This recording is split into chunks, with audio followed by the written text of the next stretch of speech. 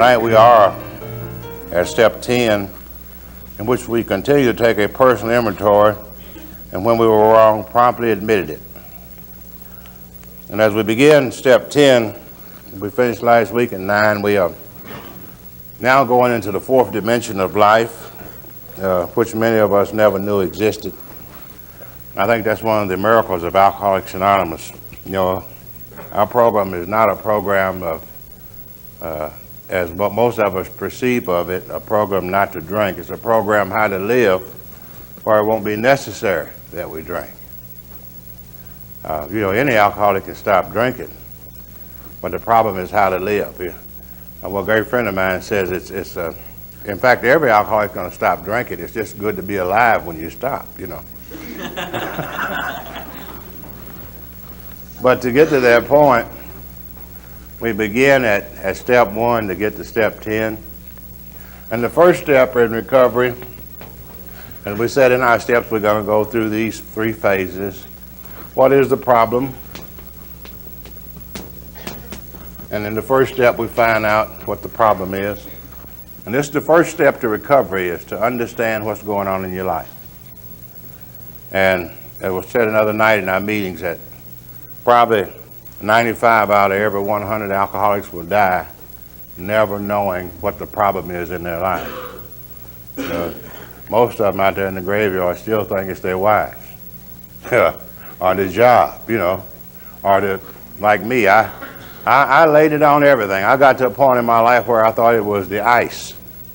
I really didn't know what the problem was until I came to Alcoholics Anonymous, and from some people who had solved their problems.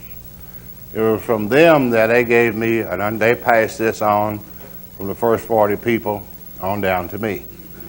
So I feel very blessed that I am an alcoholic. Not only that I am an alcoholic, but I understand what the problem was in my life. And of course, I found out that the problem is simple. It's a twofold problem. Part of it is in my body, and part of it is in my mind. I have a allergy to alcohol. That is to say, I have an abnormal. Something occurs in me that doesn't occur in the average temperate drinker. When I take a drink of alcohol, I experience a phenomenon of I crave alcohol. Once I take a drink, I crave alcohol, and immediately I want another drink, and that drink wants another drink, and that drink wants another drink, and another drink, and that's abnormal. Normal people don't do that. They may or may not take another one. Most of them take one, and then they'll shake it and walk around for a while, and that's the normal way to drink. But I never did drink that way. I was an abnormal drinker. And they would walk around, and they may or may not take another drink, and if they drank 2 or 3 real quick like me, they would get sick and vomit. They couldn't handle it that way. And I remember those normal drinkers, they used to always tell me, just take 2 or 3 and stop. Well, it's okay if you know how to do that. They was trying to tell me to do something that I didn't understand. When I come to Alcoholics Anonymous, I realize that I'm an abnormal. Something occurs in my body, physical allergy, that does not occur in the average temperate drinker. And once I take a drink, I experience this craving, and I continue to drink, and I go through the well-known spree. And I emerge remorseful with a firm resolution. Quite naturally, anybody would. It would be firm. If you got sick as we would, you would have a resolution not to drink again. That's probably a good symptom of alcoholism. Anybody who says, I'm not going to ever drink anything at it again, he's probably an alcoholic. Now, the only thing that we suggest here is entire abstinence. If you don't take the first drink, you never have to experience this. And this is real simple. Now, this is just half of my problem. The fact that I can't drink alcohol is just part of my problem. The main problem of the alcoholic sinner is in his mind rather than the body.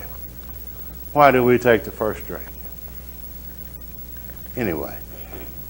And he says we become restless and irritable and discontent.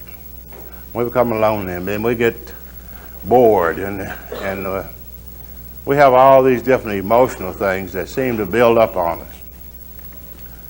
And once these things build up on us, we remember the sense and ease and comfort that would come at once if we take a few drinks of alcohol. So this idea is triggered, this obsession is triggered. The obsession, the idea to drink and depress this pain, overcomes all other ideas. It overcomes the remembrance of the last drinking occasions. It pushes this back into our minds. And then the only thing that we can see is think about the relief we're going to get. And this obsession makes us reach over and take a drink, and that drink sends off the craving in the body, and we go through the well-known spree. And Dr. Doctor said in the first step that this thing goes over and over again. And unless we can see and understand the problem, we're a victim of this condition. The mind triggering the body, and the body in reverse triggering the mind. But once we understand these two factors of the physical problem and the mental obsession, the physical allergy and the mental obsession, when we understand and see these things, we realize that we are powerless over alcohol. We can't drink it, and we can't leave it alone. Therefore, we're powerless. So once we see the problem, then we can determine a solution. Simple process. Write the prescription. Once the doctor identifies, he makes a diagnosis, then he writes the prescription. If you are powerless, your prescription is power. Power greater than yourself, obviously. And you would like for this power, since we can't work in the body, we don't know anything about the allergy, we believe that the power would have to work in the mind. Therefore, came to believe that a power greater than ourselves could restore us to sanity.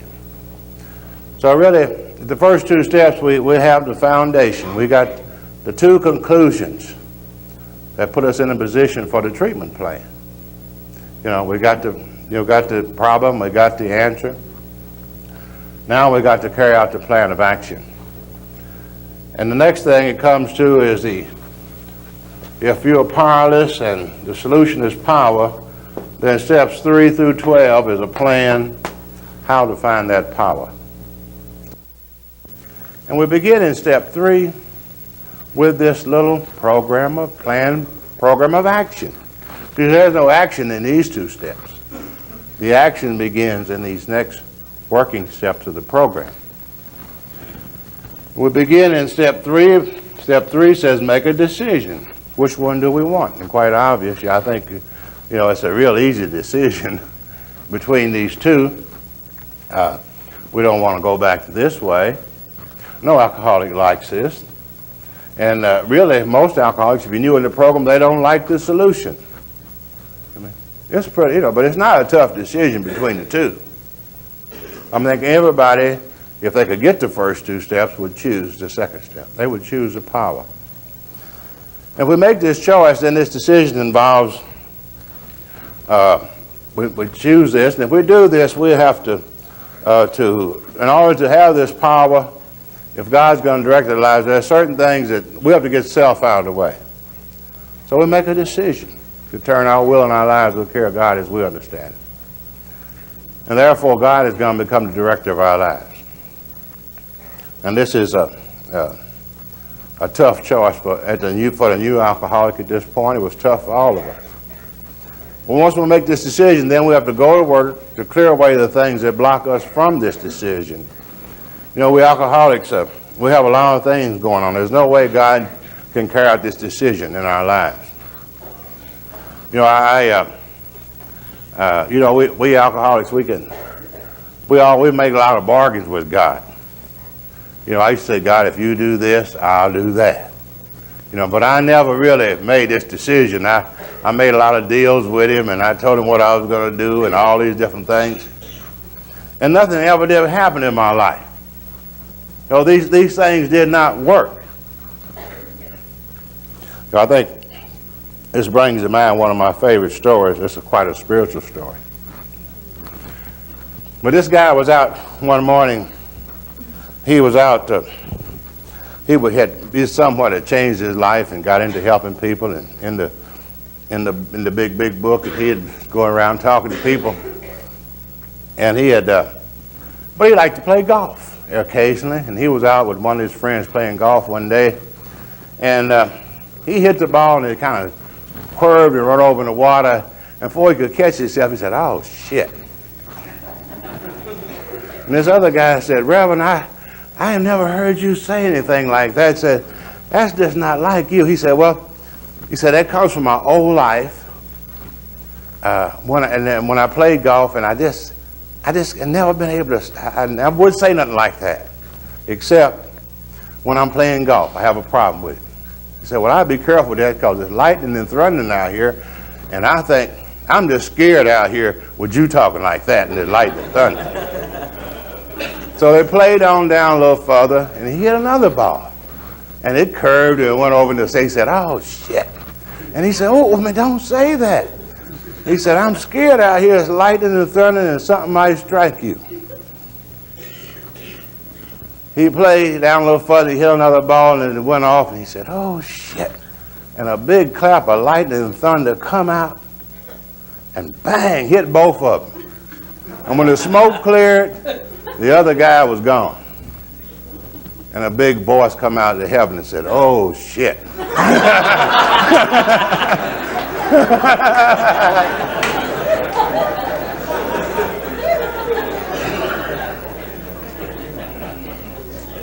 But you know what?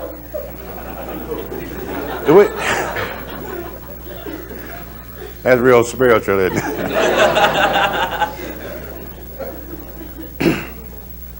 But when we look at these two alternatives, and how can we have to start off where we are in this program, experimenting. We came to believe, and if we come to believe, we start using our concept of God. It's an experience.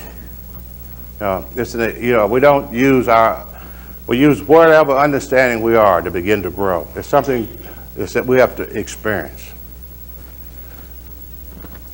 And we begin at step 3, and to carry this out, we really are blocked off from God. And maybe that's sometimes we're agnostic, or we think maybe God does or does not exist, because in our total being, in our way of living, we feel that there is no God, because the things within us have totally blocked us off from any use of this thing. So to us, this is the way it appears. So the only way we can carry out this decision is clear away to the things that block us off. In the 4th step, we go into the process of identifying, not only identifying, but to list and analyze the things within us that block us off from God. The number one thing we talked about in step 4, we found out that resentments was the number one offender. There's no way that God can work through and direct a mind that's full of resentments. And we alcoholics, we talked about resentments and self-pity, how they dominate us, and these things insist upon ruling our lives, cut us off from the sunlight of the Spirit, and we drink.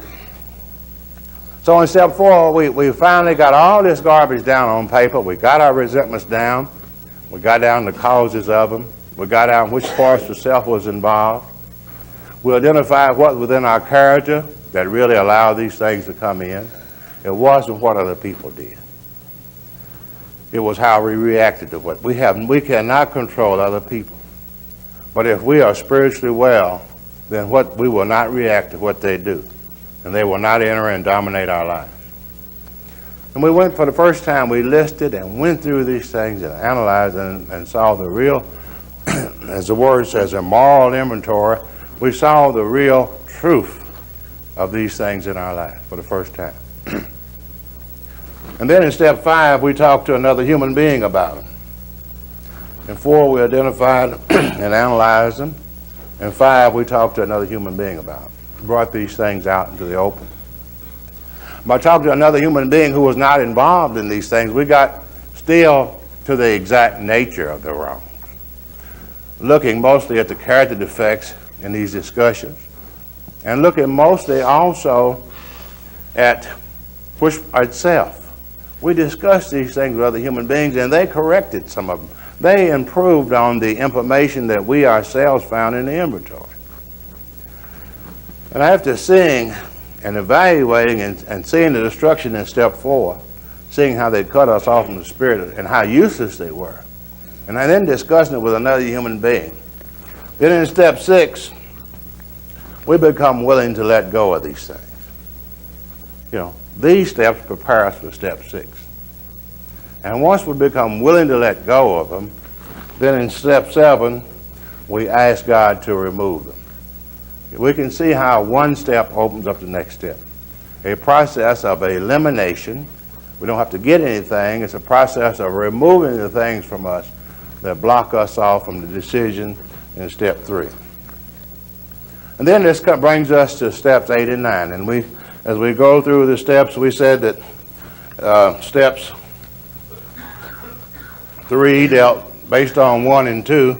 We take 3, which puts the center in our lives. And then in steps 4, 5, 6, and 7, we work on our minds. And then we said the outermost area of life is our physiological, sociological lives. We clear that up with step 8 and 9, our relationship with other people. And that's what life is. Life is about God, ourselves, which is our minds, and others.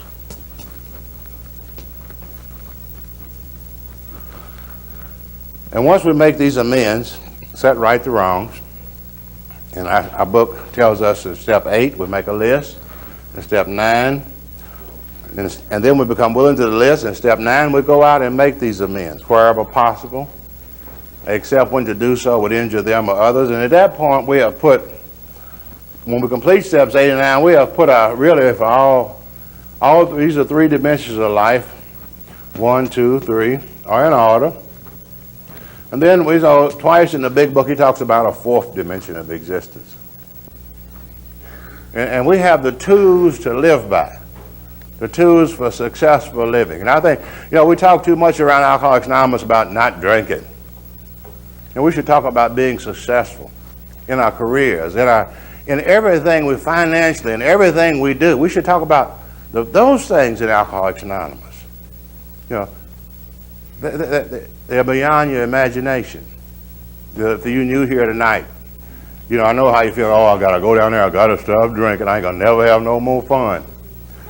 Well, you ain't really having fun now. But you don't know that because that's normal to you. But it really ain't fun. But we have now, if you have worked these first 9 steps, now it's all about a continuous way to grow. And I hear a lot of people over the years, they have said something like this is a maintenance step, to maintain this circle. But I like to feel that, I think our book says that this is growth, continuous growth for the rest of our lives. And there's 2 things you can do in life. You can either, they say, grow or go. You watch a tree grow, and I watch anything that God creates. And you watch a tree, I'll never see a tree or anything that's alive stop growing. It will grow continuously as long as it's alive. And when it stops growing, it starts dying. There seem to be 2 things in life, growing and dying. And if you ain't growing, you're dying. And if you're not dying, you're growing. So that's about, you just really can't maintain as is. You can't maintain anything. We see a piece of steel, and we see, or something, made out of concrete or marble. And we go by and look at it, and it looks like it's in a permanent state, but it's really deteriorating. It's getting, you might not see the complete deterioration, but just like this building. We can spend a lot of money maintaining this building, which we do. And regardless of how much we spend, one of these days, something else is going to be here. They're going to tear it down. And we can't maintain anything like the human life. The human life is a very complicated We are the most complicated, we got God's greatest creation. Now, we marvel at the rockets, we marvel at all the things that man creates, but we are the greatest gadget on the face of this earth. There is nothing as marvelous as we are. We have a fantastic mind, fantastic body. Now, so life is unlimited. Once we learn the principles of living, and basically we've learned this in the first 9 steps. Now it's how to go on and how to grow for the rest of our lives. There really isn't anything really. If these 9 steps have developed our lives at this point, then these are probably going to be, there's not anything going to be really new here from now on out. The other growth is going to come by our ability to reapply these steps to our lives. How do we work with these simple tools we have used so far? It's just reapplying these simple tools every day throughout our lives. And step 10 it teaches us how to do that.